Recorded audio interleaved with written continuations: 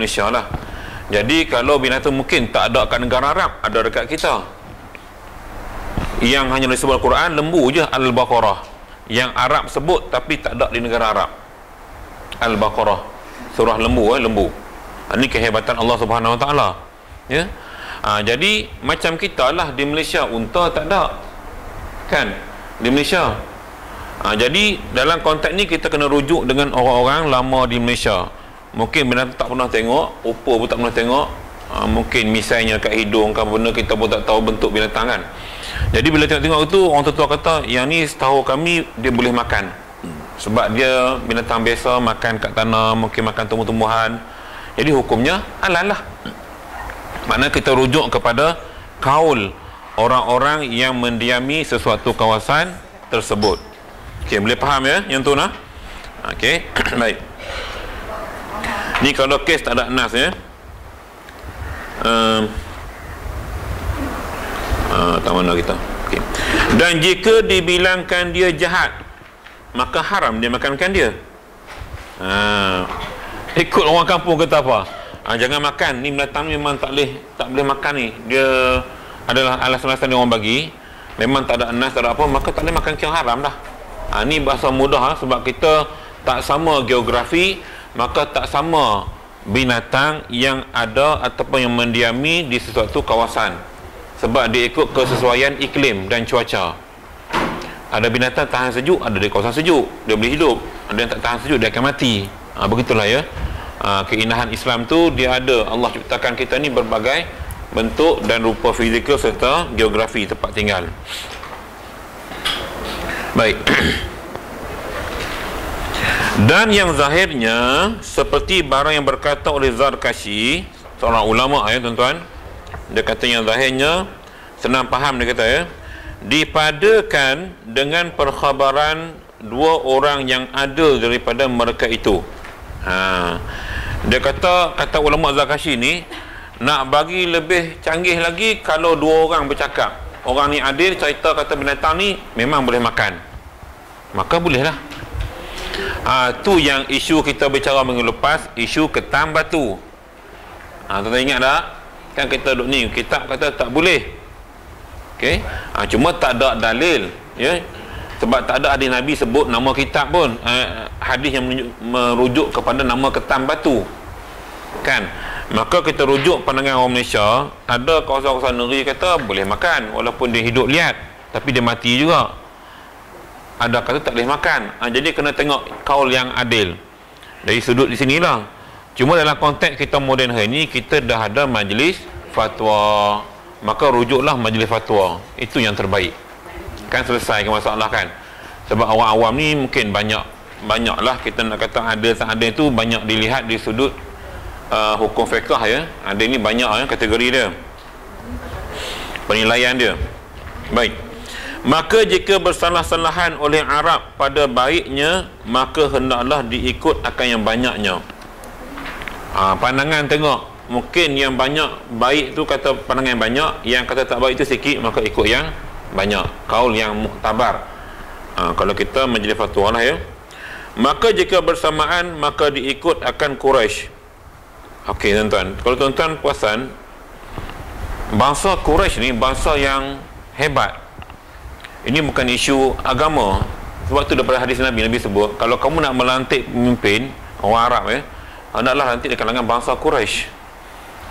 Walaupun Nabi tak mention agama apa, tapi bangsa itu mungkin merujuk kepada kehebatan di sudut kita katakan ketamadunan, keintelektualan.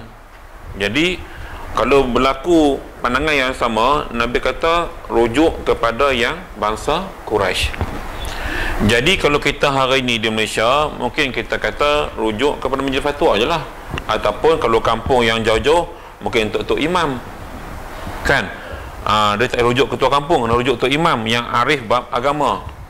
Ada gitu dalam konteks kita hari inilah, ataupun di masyarakat yang jauh di luar bandar sana.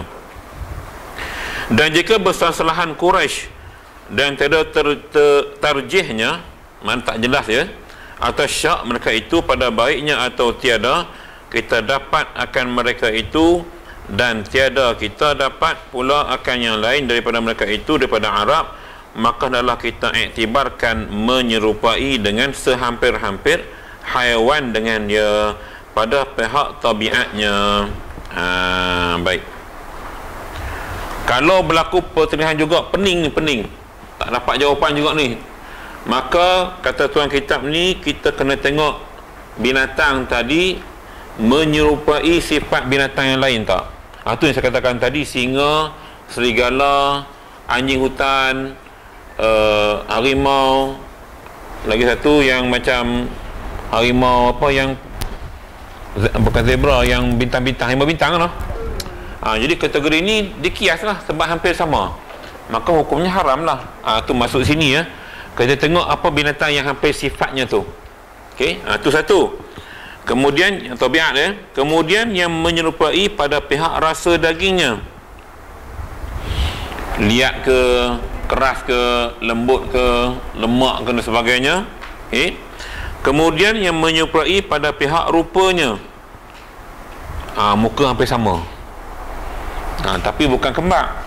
Harimau bintang dengan harimau akak mungkin tak sama dengan harimau belang, tapi kategori harimau, orang letak harimau ya. Baik.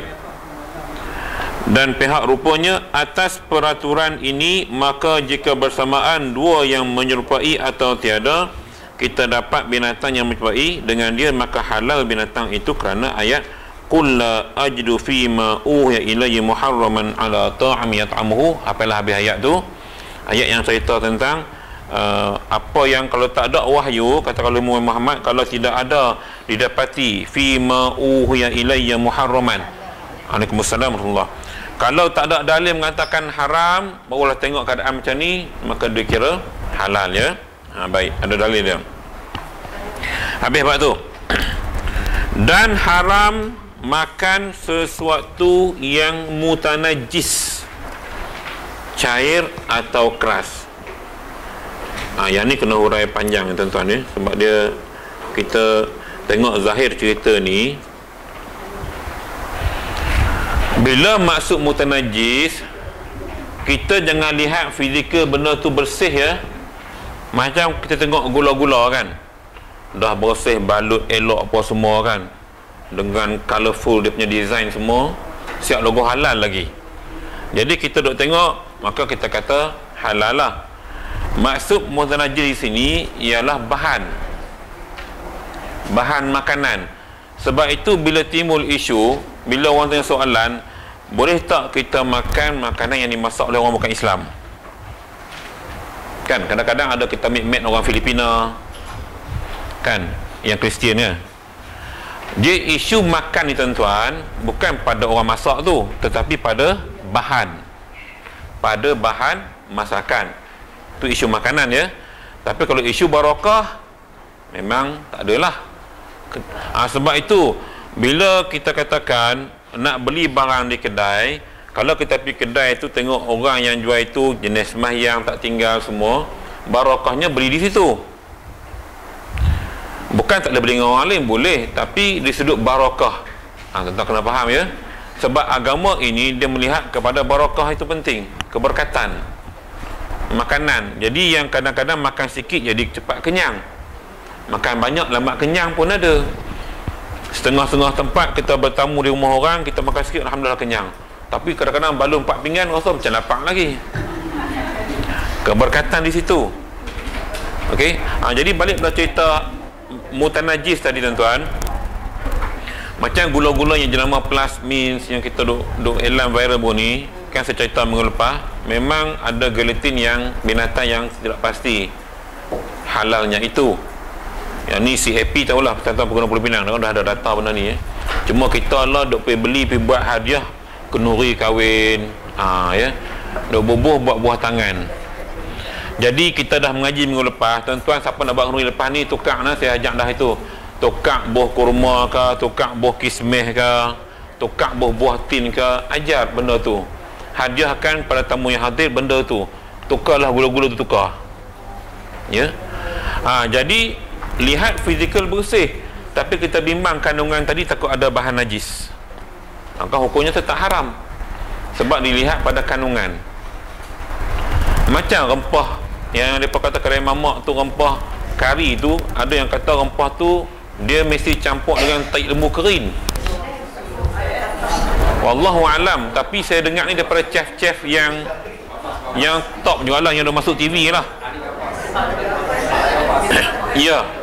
Jadi tuan-tuan mungkin boleh rujuk dengan mamak Islam macam ZNK, boleh tanya mereka. Jadi rempah yang digunakan tu kebiasaannya dia kata memang ada campur dengan tai lembu kering. Jadi wallahu alam, saya tak pasti kesahihan, tapi cerita ni pun saya dengar daripada chef-chef jugalah, yang duk masuk TV jugalah, kawan-kawan jugalah. Jadi cuba bayangkan bila ada najis pada suatu tu, kita pergi makan kan, yang tak tahu Islam ni mudah tuan-tuan. Kalau kita tak tahu, dia kira terlepas.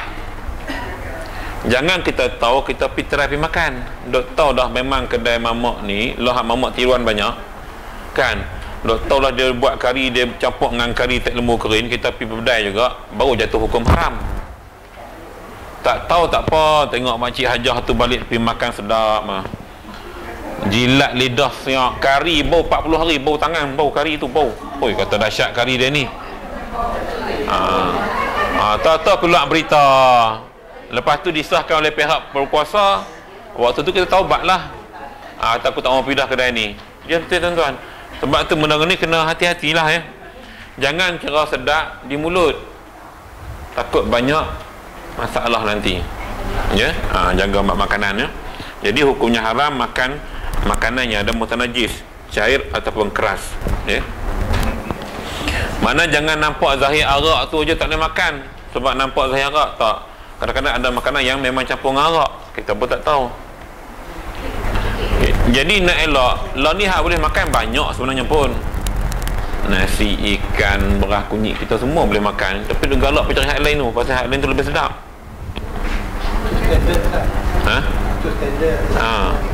Lidah kita kan sedap kat tengkuk masuk dalam perut habis lepas tu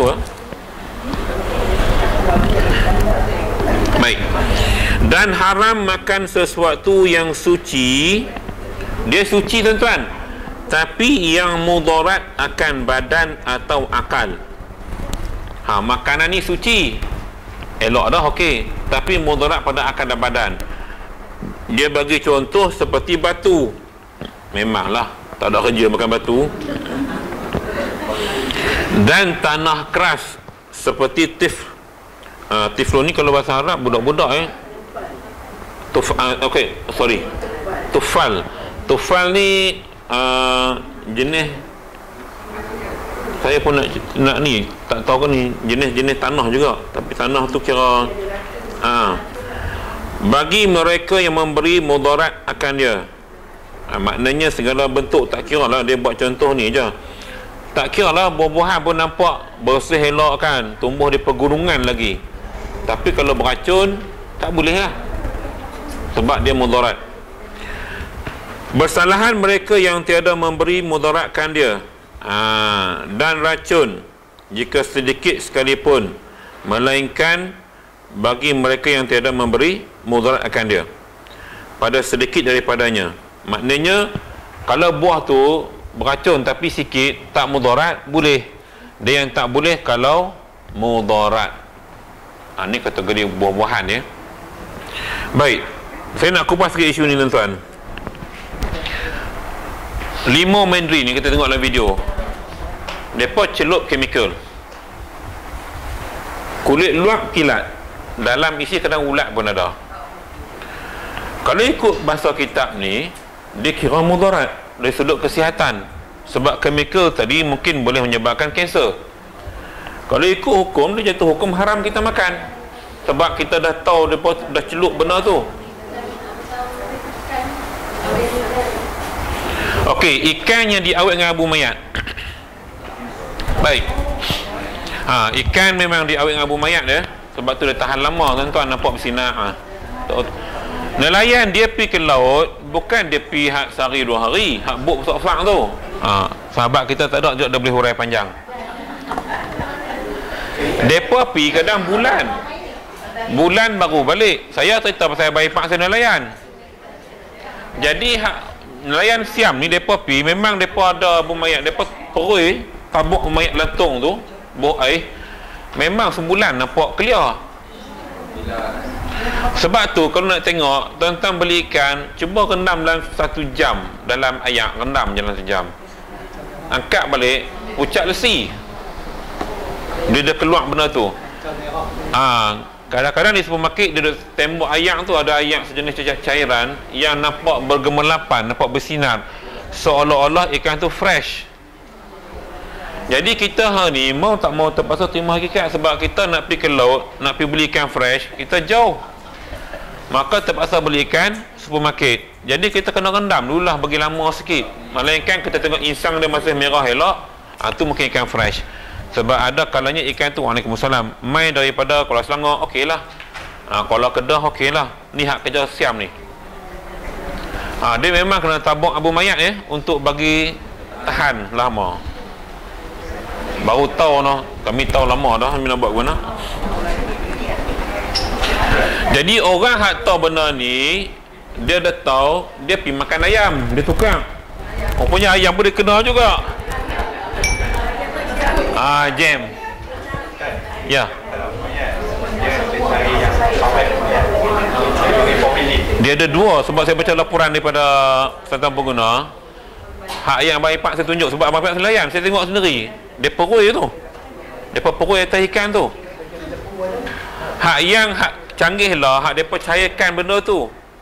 Yang depa sembok tu, yang hak sembok ni lagi canggih. Memang nampak bersinar mata, kulit berkilat macam ikan baru. Letih lah kita duk pakai racun hari-hari dah.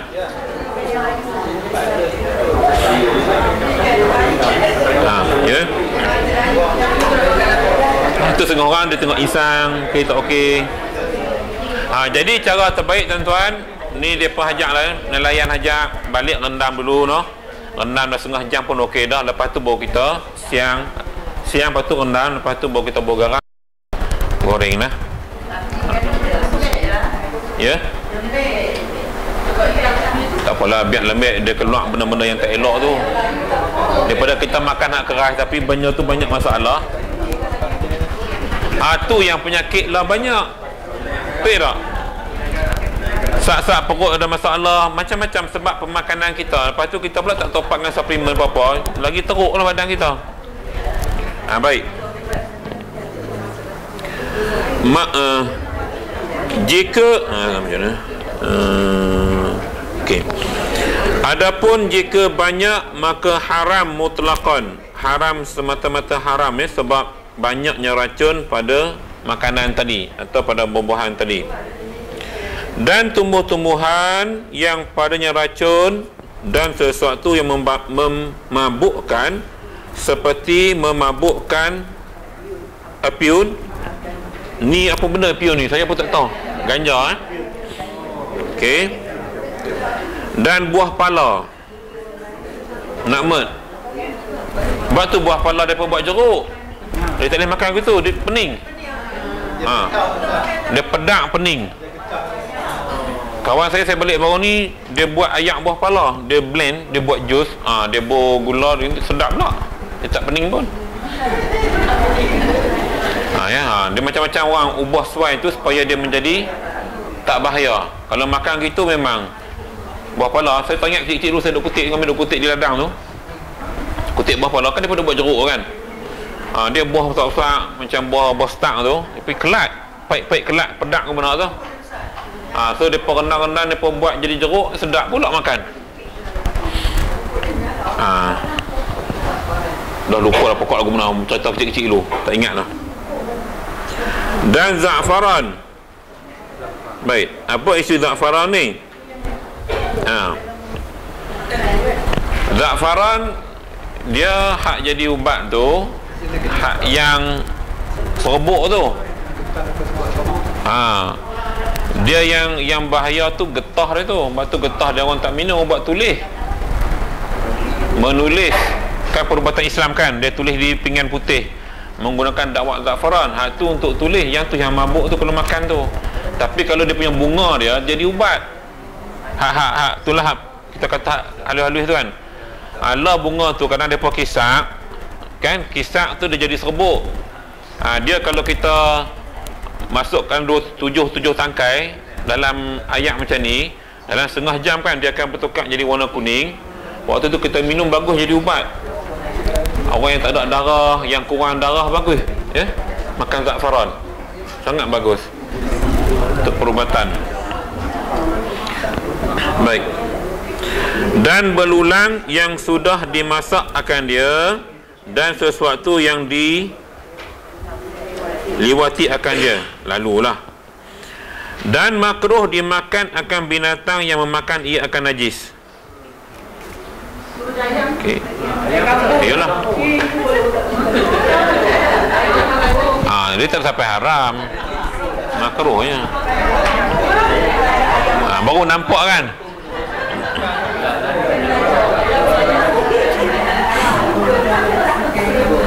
Makruh ya. Maka makruh dimakankan dagingnya dan labannya, susunya ya. Laban tu susulah. Labanun, susu ya. Dan telurnya. Demikian lagi mengendarai akan dia. Naik ke belakang pula. Bawa. Dengan tiada berlapik. Jika berubah rasa dagingnya atau warnanya atau baunya, maka berkekalah makruh yang tersebut. Hingga baik dagingnya dengan dipelihara, memberi umpan akan dia atau lainnya, tiada dengan umpama dibasuh akan dagingnya atau dimasak akan dia. Baik. Ni maknanya dia kata kalau kita belah elok, bagi makan, kalau macam air organik tu dia bagi makan bertih jagung, habatus sauda, benda-benda macam tu. Maknanya jadi benda tu dah diubah suai, barulah hukum makruh tadi berubah kepada harus dan sunat baliklah. Selagi mana kita dah tengok dia makan taik ya, jadi kira makruh lah. Tapi dia kata kalau dah sedap daging semua tu, kira tak apalah ya. Maknanya dia bukan dosa tuan-tuan, tidak jenuh lah. Dia bukan dosa, dia cuma makruh. Jadi kita lah kena fikirkan cara terbaik. Sebab tu orang ternak lah ni kan, dia bagi makan dedak dan sebagainya daripada daun-daun dan sebagainya tu, proses ya. Begitu, insyaAllah. Adapun buah-buahan kayu dan tumbuh-tumbuhan yang dibersih, yang diruskan dia dan disuburkan dia dengan najis, tiada makruh dimakankan dia. Jika tiada hasil padanya bau najis, maka jika nyata bau najis padanya, makruh dimakan. Ini cerita buah-buahan hak Cina duk tanam, depa buh baja tai macam-macam kan. Tambah kucai tu depa kata jurus yang kencin lagi. Kucai depa buah ayat kencin. Dia istilah ayat kencin.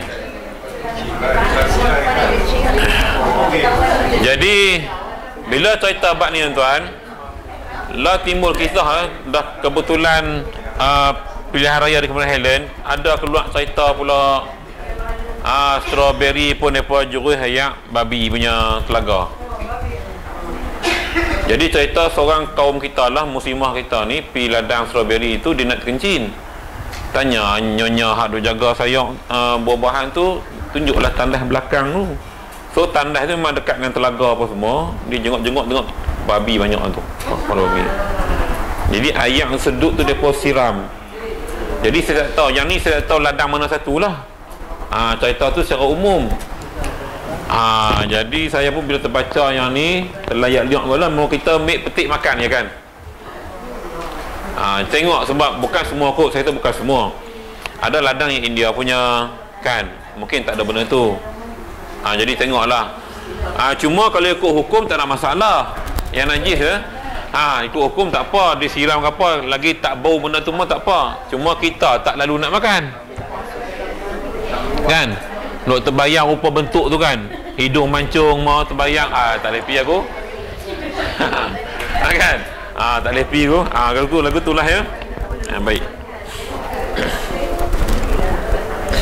Bermula orang yang muftir ataupun yang dalam keadaan mudarat ya, iaitu orang yang takut atas dirinya akan mati atau sakit yang ditakutkan dia atasnya, atau takut bertambah sakitnya, atau takut bercerai dari taulannya, atau dhaif ia daripada berjalan atau daripada berkenderaan, dan tiada mendapat makanan yang halal, padahal ia maksum lagi tiada asi dengan safarnya, dan mendapat ia akan makanan yang haram seperti darah atau bangkai, jikalau mughalladah sekalipun wajib atasnya memakankan dia, qadar yang memeliharakan ruhnya atau kuatnya jua. Okey. Jika dizonkan hampir mendapatkan makanan yang halal. Baik. Sebab tu dalam kitab fiqh Islam, bila dalam keadaan darurat, sakit yang boleh membawa kepada maut, kalau tak ada makanan, dan dalam keadaan kita musafir, ya, musafir yang diharuskan, jadi yang ada cuma benda yang haram, bangkai ataupun daging babi, salai apa semua kan. Jadi contoh terlemak cili api apa benda kan. Tapi maksud sini, pengambilan itu hanya sekadar untuk meneruskan kehidupan ruh, dan kita zon bahawa akan jumpa makanan halal. Maknanya kena ambil sekadar perlu untuk sambung nyawa je, bukan melantak. Jadi maknanya, katakanlah dalam hutan kita dah teruk sangat, cuma nampak babi seekor, lalu kita panah ke apa dapat seekor, syarak hanya bagi makan sikit untuk keperluan badan untuk teruskan kehidupan, bukan kita buat panggang cicah ayam asam. Itu tak boleh. Faham ya? Maknanya kena jaga macam itulah ya. Benda sikit makan sekadar perlu, ulat ke apa benda ke, maknanya untuk meneruskan kehidupan. Tak boleh buat sate pula. Kan ulat pergi mencari lidi, cucuk buat sate, jahanam. Jadi syarat macam tu. Dia serupa kalau kita kias hukum ni, contohnya macam kita kata lelaki-lelaki tak boleh pakai sutera, kan haram. Tapi doktor kata, cik, penyakit kulit encik ni hanya boleh pakai baju sutera, maka dia boleh pakai. Sebab dah ada laporan doktor bahawa kulit tak boleh pakai baju biasa. Baju amal Syria pun tak boleh, kena baju sutera. Maka dia boleh pakai, walaupun haram asalnya itu sebab keadaan mudarat. Daripada dia tak pakai baju, aurat terbuka, maka syarat nak lindung benda tu, lalu dia boleh. So kita kias macam itulah ya. Itu dia sudut pemakaian. Sebab tu kalau keadaan tentu mudarat sangat-sangat, maka syarat benarkan sekadar sahaja, sekadar untuk meneruskan kehidupan ya. Begitu. Kalau ubat macam mana? Ubat kita dah pilihan sekarang tuan-tuan. Ni nak cerita agak bagus juga dengan soalan ni. Sebab ada ubat yang diadun daripada benda-benda yang boleh dan benda yang tak boleh kita makan. Balik pada cerita makanan tadilah. Kalau benda tu najis, hukumnya haram. Selagi mana ada ubat lain yang membantu. Dia yang kata boleh tu, kita katalah kita tersesat hutan, memang kita ada ubat tu je kan. Panadol tak ada, semua tak ada, ubat tu yang kita ada pun. Dah kita bawa mengaji Ustaz Syahidan, mengaji dah minggu lepas, hari ni sesat lah hutan, contohlah pergi camping mana-mana kan. So tak boleh makan, tahu dah kandungan dia tu apa dia kan, dia tak elok. Ketika tu mudarat untuk penyembuhan penyakit, boleh lah. Tapi dalam keadaan kita sekarang tuan-tuan, sudah ada banyak pilihan ubat-ubat. Dah ada ubat kita katakan yang bersifat organik, kenapa kita pilih yang chemical? Itu kita sekarang, kita berada di antara dua persimpangan sekarang ni umat Islam kita. Murah tetapi chemical, dengan mahal tetapi organik. Nampak tak? Kita nak pilih yang mana? Bagi yang tak ada kemampuan, dia mungkin akan pilih yang murah, sebab sikap kita janji murah. Tapi bila murah kita ambil, mungkin chemical tadi maksudnya drug lah ya, drug medicine. So ubat dadah, maka lama-kelamaan dia akan menghancurkan tubuh badan kita, jadi mudarat balik. Kalau ikut hukum ni tak boleh. Cuma keadaan tertentu, kita katakan dah sakit kepala sangat, memang kena telan Panadol lah ceritanya. Yang tu hukum harus balik. Sebab mungkin tak ada ubat organik yang boleh merawat sakit kepala, nak kena pergi cari di mana-mana tempat lah ya. Sebab farmasi pun tak ada organik juga saya rasa. Kan semua yang ni kan. Jadi gitulah hakikatnya. Sebab saya sejak saya terlibat dengan perawatan dan perubatan, memang saya tak makan lah ubat-ubat yang ni. Kecuali kalau teruk sangat baru kita makan. Sebab dia tak ada najis apa. Cuma bahan tu bila chemical ada side effect lah ya. Sebab tu doktor dia akan bagi ikut dos. Dia mana bagi ikut dan gitu, dia tanya kita apa semua, dia akan bagi okey ni cik 2 biji je pagi boleh makan. Dia bagi ikut kesesuaian tubuh kita. Sebab dia orang belajar, dia ada etika dia juga. Tu konteks ubat ya. Kalau kita dapat yang organik, yang tak ada racun, yang tak ada chemical, tu lagi bagus. Walaupun tak pasal keluarkan kos yang tinggi. Dah pencen baru dapat, beli je lah. Ustaz, macam untuk baby kan, yang injection tu baby kan, yang apa tu ni apa vaksin lah. Vaksin tu actually dia memang daripada kandungan dia tu, memang daripada benda yang najis, yang haram kan. Tapi itu yang banyak orang dia tapak kena najis, dia kena buat apa benda yang macam benda najis, tapi bila extract dia tak rasa dia najis tu. Dia isu, saya rasa isu vaksin fatwa dah keluarkan kot, tak silap saya. Dia keluarkan fatwa harus untuk prevention, untuk pencegahan. Saya tak salah sebab anak saya tak ada vaksin pun. Jadi saya nak hurai pun tuan-tuan, bukan saya nak menghasut ya. Sihat pun tak demam pun, tak kena campak pun. Tak, kalau itulah alasannya. Tetapi benda ni sebab peraturan kerajaan, kita hidup dalam masyarakat dan dalam kerajaan, ada benda kita kena ikut, dan tuan ikut. Jangan jadi macam saya tak nak ikut, terpulang masing-masing lah. Benda baik saya ikutlah ya. Maknanya terpulang lah ya, tak ada masalah apa-apa pun. Cuma kalau alasan mudah kena jangkitan demam ke campak, setakat ni dah 4 tahun hak kecil itu tak ada apa pun, alhamdulillah. Demam ke semua apa. Jadi maknanya wallahualam, kita tak pastilah ya. Terpulanglah masing-masing. Fatwa dah keluarkan, kita ikut je lah. Sekarang ni bila ada fatwa keluarkan, ia balik kepada keputusan individu, sama ada kita nak follow atau tidak. Fatwa pun dia tak tulis sunat pun, dia cuma kata harus atau boleh, mubah. Dia tak kata sunat. Kalau sunat tu nampak pelik lah. Fatwa tak boleh, dia cuma boleh kata harus. Dengan ini mengharuskan atas alasan. Dia bagi kat 10 alasan tu, saya nampak adalah fatwa prevention, pencegahan, mungkin imuniti jadi kuat dan sebagainya. Tu seru ubat ya. Peninglah kita hari ni nampak macam mana. Baik.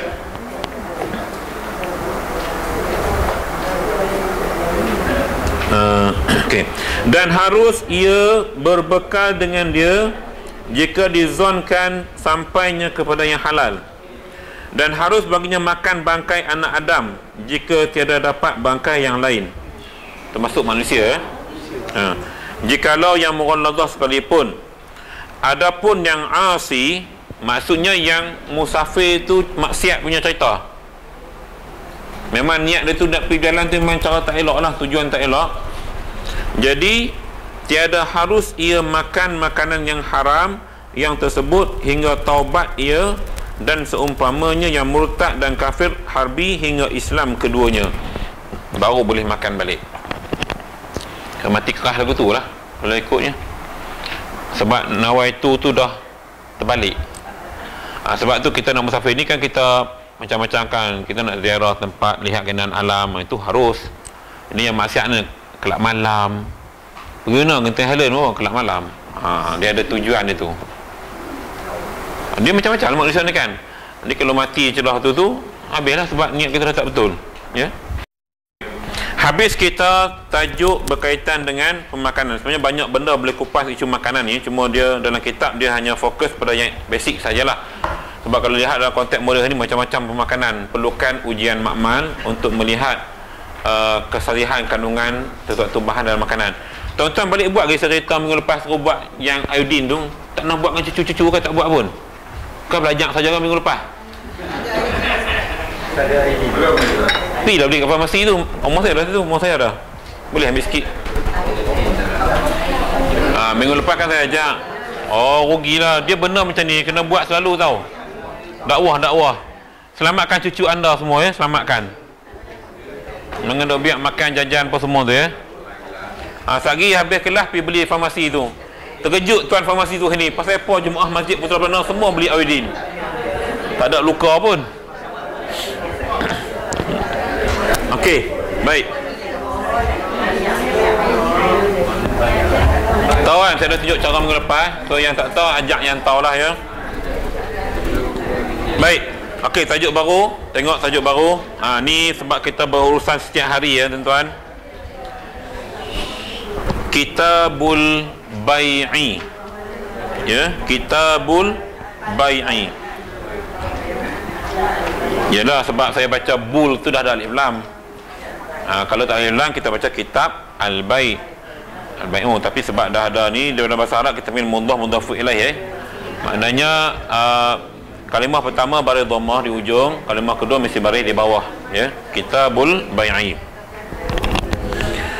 Ini kitab pada menyatakan hukum berjual beli. Dia bukan main beli gitu saja nah. Bermula rukunnya seperti barang yang tersebut dalam majmuk 3 perkara. Kitab majmuk, semua kitab-kitab fiqh dia telah sepakat ada 3 rukun jual beli. Pertamanya aqid. Ya, aqid, orang yang berakad ataupun disebut juga bai', iaitu penjual, dan mushtari, pembeli. Kita yang membeli dipanggil mushtari. Sebab tu bila kita cakap Arab, kita pergi Mekah mana-mana kan, bila kita nak akad jual beli, kita kata bi'tu hadzal ma', contohnya saya beli ya. Okey, jadi yang jual tadi kata maaf, yang beli tadi kata ishtara, jual ke beli, dah pening dah aku pun. Bai' beli, ishtara jual. Jadi yang kita jual kata ishtara itu hadzal ma', saya jual yang ni nah, maka kita kata bi'tu, saya beli. Itu paling ringkas saya. Jadi rukun pertama ni maknanya aqid, orang yang berakad, iaitu 2 orang, sama ada bai', pembeli, penjual, dan pembeli, dan mushtari, penjual.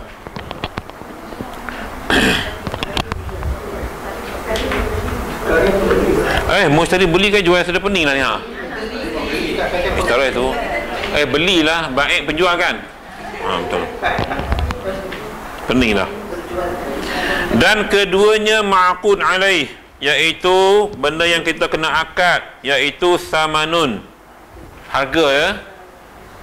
Okey, ataupun masmanun, yang dihargakan padanya, tak kira apalah harga. Dan ketiganya sirah, yakni lafaz, ijab dan qabul. Maka sah jual beli dengan ijab dan qabul jika atas jalan bergurau-gurau sekalipun. Bersalahan istihza'. Istihza' ni penghinaan, tak silap saya ya, kerana tiada dikosakkan lafaz bagi maknanya. Baik tuan-tuan sekalian, kenapa dalam Islam sudut muamalah isu ataupun topik jual beli ni dititik beratkan? Sebab dalam Islam dia melihat punca pada punca. Contohnya begini, bila tuan-tuan kita beli ayak, saya buat contoh mudah nah. Sedangkan kalau kita lihat tak ada apa pun, ayak je kan. Kenapa yang kena akad jual beli pasal apa? Sebab benda ini akan menjadi makanan dan minuman kita, ia akan membentuk darah daging dalam badan kita. Jadi berdasarkan hadis Nabi pula, bila kita banyak makanan yang tak baik, satu titik hitam akan berada dalam hati kita. Gelap. Okey. Jadi hidayah susah nak dapat. Islam jaga benda tu, sebab tu dia ambil kira daripada mula kita beli barang lagi. Isu kandungan kita dah bicara tau. Ni bab makanan. Isu kandungan. Lah dah siap kandungan, kita dah tahu semua. Cara beli pula. Jadi maknanya daripada mula proses makanan tu dibuat sehinggalah dia masuk ke mulut kita, semua dijaga. Jadi bila kes jual beli akan berlaku keberkatan di situ. Keberkatan pada barang kita beli dan keberkatan pada perniagaan itu tadi. Barakahnya tu. Tu ada jual beli. Sebab Rasulullah kan peniaga daripada kecil, usahawan, meniaga barang Khadijah. Akad jual beli, bahkan ada adat pula barang tak boleh pamer yang busuk di atas, yang tak elok kena pamerkan supaya orang tengok. Pasal malam banyak menipu pasal malam. Oh, pinggan penuh, tengok rupanya bawah kosong. Sebab tu kalau yang jujur kena beritahu yang jujur. Barakah di situ. Jadi bila kita akad jual beli, lafaz itu, ingat dalam Islam ya, sesuatu yang kita buat kalau ikut syariat, maka pahala kita dapat. Jadi ada saham kita tu dapat tu daripada proses makanan tadi sehinggalah kita beli. Yang tukang buat ya, yang tukang pelopor kepada penghasilan benda halal lagi pahala banyak. Sebab kita dah makan hak Cina buat, kadang-kadang ni hak isu baru ni depa kata duk pergi kedai kat Perak ke mana yang makan kedai Cina, ada depa viralkan kedai kopi, kedai apa saya pun tak tahu. Tanjung Malim ke mana? Tanjung Malim. Pau. Kalau kita sini dekat Semenyih lah, Pau Ahmad nama Pau Ahmad. Rupanya Ahmad tu ambil sebenarnya nama driver dia je. Tokoh dia Cina ya. Kalau dapat halal jaki semua tak apa, proses tu dilihat. Cuma dari sudut tu lah ya. Kalau nak kira memang Maggi pun tak boleh kalau ikut tu, sebab owner bukan Islam. Tapi kalau prosesnya tu jaki mendasarkan okey, bolehlah. Sebab tu saya katakan di sudut kandungan bahan makanan. Jadi balik pada cerita tadi, keberkatan pada akad beli tadi menghasilkan dia bila kita balik ke rumah, kita makan macam bismillah pula suruh makan, barulah berkat makanan tu masuk. Tu yang kita makan sikit cepat kenyang. Beli tahan 2 minggu, 3 minggu. Ada kala beli kuantiti yang sama tapi tak tahan, seminggu dah habis. Perasan tak kat rumah kita? Saya pernah cerita dulu, kawan saya pensyarah UKM. Dia bela mak mertua dia, anak 6 orang, bela mak mertua dia. Dia kerja pensyarah, bini dia ngajak ke apa tau. Tapi dia nak cerita berkat tu, beras dia beli hak 10 kilo tu tahan sampai 2 minggu. Anak 6 orang. Orang ni mungkin 10 kilo tu seminggu, dia tahan 2 minggu. Mungkin keberkatan tuan-tuan. Nampak tak? Allah lebihkan dari sudut mungkin makan kenyang, ataupun mungkin letak nasi tu mungkin beras sikit tapi jadi banyak, kita tak tahu. Sebab ni kerja Tuhan. Sebab tu keberkatan tu wujud di situ. Maka kita kena akad jual beli supaya bahan yang kita beli tadi tu ada keberkatannya ya. Baik, panjang cerita ni, panjang lagi. Baik. Seperti maka lafaz ijab itu seperti berkata yang menjual, bi'tuka kaza wa kaza atau za bi kaza, yakni aku jual akan dikau benda ini dengan sekian-sekian harga. Maknanya kita sebutlah benda apa tu ya. Kalau susu Cak Teko, susu je lah, tak payah sebut Cak Teko tu, panjang benar ya. Ataupun senang, kita kumpul semua, saya beli barang ni ya, selesai lah. Yang saya jual barang ni ya, lepas tu yang beli pula kata saya beli, selesai lah. Ada ringkas. Kerana ada lafaz tu ya, lafaz dengan penjual. Baik. Atau katanya adalah ia bagi engkau dengan sekian. Ini tak usah panjang sangat, kita ambil atas tu mudah. Atau aku permiliki akan dikau benda ini dengan sekian. Ini terlalu sastra. Ini bahasa sastra. Ini kekana dina sesuai lah ya ayat gini. Panjang benar nak akad, orang duk beratuk panjang ni jenuh. Atau aku hibah akan dikau benda ini dengan sekian-sekian harga. Hibah ni lah. Dan lafaz qabulnya pula seperti berkata oleh yang membeli, ishtaraitu hadza bikadza, yakni aku belilah benda ini dengan sekian harga. Setengah kalau kita lama tunggu dulu aja, dia suruh sebut bagi habis. Aku beli cawan ni dengan harga RM20, kalau ikutlah. Cuma kadang-kadang kita sebut dengan harga yang tersebut. Macam kita akad nikah lah kan, dengan mahar yang tersebut, atau dengan mahar berapa-berapa kita sebut kan. Serupa ibadat, dalam ibadat serupa sama. Baik. Atau aku ambillah benda ini dengan sekian. Cuma ambil tu bahasa Melayu kita mungkin tak apa nak ni lah ya, sebab dia jual beli. Atau aku memiliklah benda ini dengan sekian harga, dan sah didahulukan qabul daripada ijab. Seperti kata yang membeli, engkau jualkan daku benda ini dengan sekian, maka berkata yang menjual, aku jual. Baik tuan-tuan, ni saya nak ajak tuan-tuan, sebab kadang-kadang orang yang jual ni dia tidak ada ilmu tentang fiqh. Kedai-kedai Aceh tu kan, kita beli barang, jadi bila kita beli, dia tak akad, kita akad lah, saya beli barang ya, dia kata saya jual, baru ada lafaz di situ. Agama lah, bahasa asing agama apa? Dia syarat dia Islam dengan Islam. Tapi lah Cina pada akad jual beli dah. Tuan-tuan kalau duduk di Kedah, kedai-kedai apek lama-lama, oh akad jual beli bukan main ni apa, pandai. Tak sungguh. Dia akad jual beli sebab dia benda tu dah diajar turun-temurun dalam kita lama di kampung. Jadi Cina kampung ni dia cukup faham benda ni. Orang Melayu dia kena akad jual beli. Dia akad jual beli. Sedangkan yang sah di sudut agama kita Islam dengan Islam. Jadi panduan untuk kita hari ni tuan-tuan, kalau pergi beli di kedai Aceh tu, supermarket tak masuk ya, sebab supermarket ni banyakkan bahasa asing, dimiliki orang bukan Islam. Yang menjual tu hanya wakil saja, walaupun Islam tapi jarang orang akad, sebab dia tengok keadaan. Dia kalau dalam konteks ni yang peniaga Islam barang dia punya semua, itu baru betul. Ya.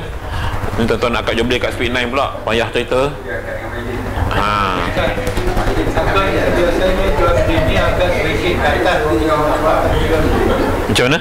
Harga yang kita nak beli tu sedikit ke atas, baru dapat dia ada. Nanti kita akan bicarakan berapa kandungan jumlah kadar yang boleh kita akan jual beli. Tadi saya buat contoh jalan air tu dia ada certain jumlah. Ada benda yang tak perlu sebab mungkin ringan sangat, mungkin sedikit sangat dia punya kadarnya. Akan dibicarakan lanjut sebab panjang 5 muka surat tak silap saya ni cerita jual beli.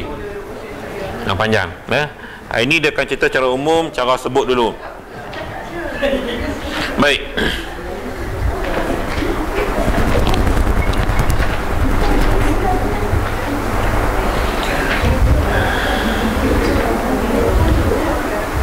Atau aku redalah benda ini dengan sekian, atau aku ambillah benda ini dengan sekian, atau aku memiliklah benda ini dengan sekian. Dan sah didahulukan qabul daripada ijab, seperti kata yang membeli, engkau jualkan daku benda ini dengan sekian, maka berkata yang menjual, aku jual lah, akan dikau. Baik. Dia macam nak jual orang tu pula bahasa dia. Ni bahasa bahasa dia. Okey. Jadi tuan-tuan, kita berhenti di situ nah. Kita sambung minggu depan dan jika tu. Kita sambung dan jika tu. Jadi cukup untuk pemahaman hari ni dalam konteks jual beli. Lepas ni kalau pergi beli barang kedai orang Islam yang kita punya ya, kalau barang tu banyak lah ya, mungkin RM1 ke atas ke RM5 ke atas, kita akad lah. Gula-gula tak payahlah, saya beli gula-gula ni ya, tak payahlah tu. Yang jumlah yang besar, ikan, beras apa semua akad ya. Dia tak akad, tuan-tuan akad dulu, saya beli barang ya, dia kata jual, baru ada barakah tuan-tuan ya. Kita akan beli tu baru ada barakah. Nak masak nak apa-apa tu pun senang ya. Ya. Dia apa dia? Kalau macam dengan cashier, di market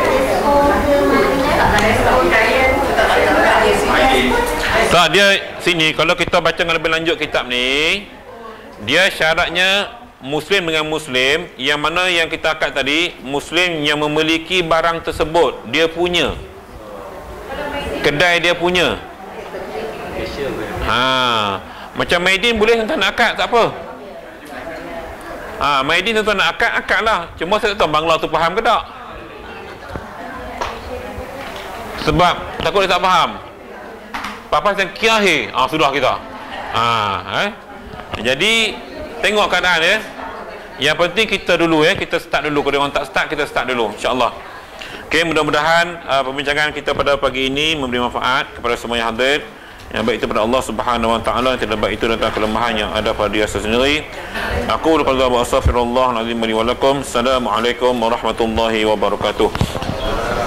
Bismillahirrahmanirrahim. Alhamdulillahirabbil alamin wassalatu wassalamu ala asyrafil anbiya wal mursalin wa ala alihi wa sahbihi ajma'in. Allahumma arhamna bil Qur'anil azim waj'alhu lana imama wa nuran wa hudan wa rahmah. Allahumma dzakkirna minhu ma nasina wa 'allimna minhu ma jahilna warzuqna tilawatahu ana al-lail wa atrafan nahar waj'alhu lana hujjatan ya rabbal alamin. Wa sallallahu ala sayyidina Muhammad wa ala alihi wa sahbihi ajma'in. Walhamdulillahirabbil alamin. Taqabbalallahu minkum.